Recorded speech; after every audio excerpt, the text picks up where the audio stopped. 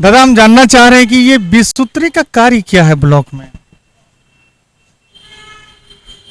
2 वर्षों में 20 बार आपको बता चुका हूँ, बार बार एक ही प्रश्न, कुछ विशेष कारण है क्या? तब विशेष कारण के खातिर ही चिट्ठवा लिख के लाए हैं ना। अच्छा, तो इस पद का क्या महत्व है बताइए जरा आप। सरकार की योजनाओं को धरातल पर उतारना हमारा काम है, वही कर रहे हैं। सरकार की योजना की बात आप कर रहे हैं तो ग्रामीण विभाग के अंतर्गत बसंतपुर में मुख्य ग्राम सेतु योजना के तहत बने हुए पुल का आप निरीक्षण किए। उसके बाद क्या हुआ? लोग तो ये आरोप लगा रहे हैं कि आप लिपापोती कर रहे हैं आजकल। जिस पुल की आप बात कर रहे हैं उस पर बहुत जल्द उच्च स्तरीय जांच कमेटी का गठन होगा और लिपापोती करने वालों में मैं नहीं हूँ। लोग तो आरोप लगा रहे हैं। आरोप लगाने दीजिए, आरोप लगाने से क्या हो जाता है? भैया कई सड़क का भी आप निरीक्षण किए हैं, वहाँ भी सवाल खड़े हो रहे हैं। देखिए, संबंधित विभाग को हमारा काम है इस विषय में जानकारी दे देना और विभाग के द्वारा अगर उस पर सुधार किया जाता है तो फिर हमारी कोई आवश्यकता नहीं है। जहाँ सुधार नहीं होता है वहाँ हम स्वयं पहुँचते हैं और सुधार कराने का अपने तरफ से प्रयास करते हैं। खारिज दाखिल को लेकर बड़ी बातें होती है, अक्सर यहाँ लोग आते हैं शिकायत लेकर, बोलते हैं बिना पैसा का कुछ भी नहीं हो रहा है। आप जैसे कर्मठ जुझारू सिंसियर होने के बाद भी इस तरह का आरोप लोग लगाते फिर रहे हैं। आरोप लगाने वाले लोगों से कहना चाहूँगा कि अगर आप आवेदक हो, आप खुद से आइए, आपका काम होगा। हाँ, ये आपका ऑफिस की नहीं, आप सीधे पदाधिकारियों से मिलें।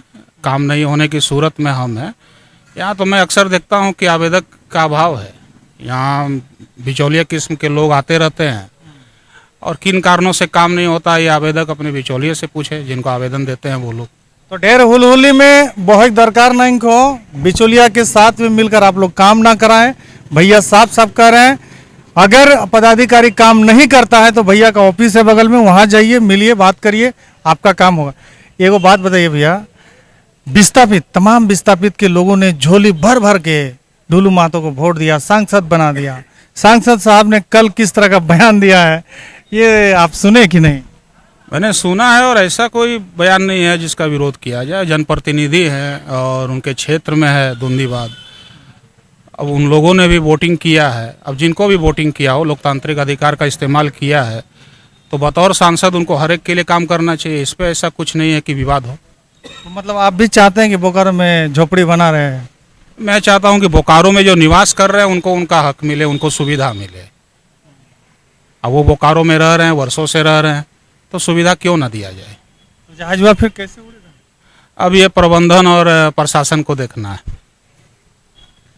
तो ये भैया बड़े सटीक तरीके से अपनी बात रखते हैं भैया, और इनका नाम आप लोग समझ ही रहे हैं कहाँ कहाँ उठ रहा है और कहाँ कहाँ लोग चर्चा कर रहे हैं, लेकिन भैया बड़े सलीके से अपनी बात रख रहे हैं। अच्छा भैया बताइए, आप ही के मंत्री साहब आते हैं 6 घंटा बाजार समिति में धरना दे देते हैं, पूरा जांच पड़ताल करते हैं, स्वास्थ्य मंत्री हैं, स्वास्थ्य व्यवस्था कैसी है बोकारो का, आपसे हम जानना चाह रहे हैं। बाजार समिति के गोदाम में स्वास्थ्य को लेकर आए थे क्या? वो नहीं, वो खाद्य विभाग भी है ना उनके पास। हाँ हाँ, नहीं, आपने कहा धरना दे देते हैं, ऐसा नहीं है। देखिए, हमारी ही कुछ शिकायतें थी जो हमने उन तक पहुंचाया था और उसी के धरना का मतलब क्या हो गया? उठे नहीं, बैठे रहे जमीन पर?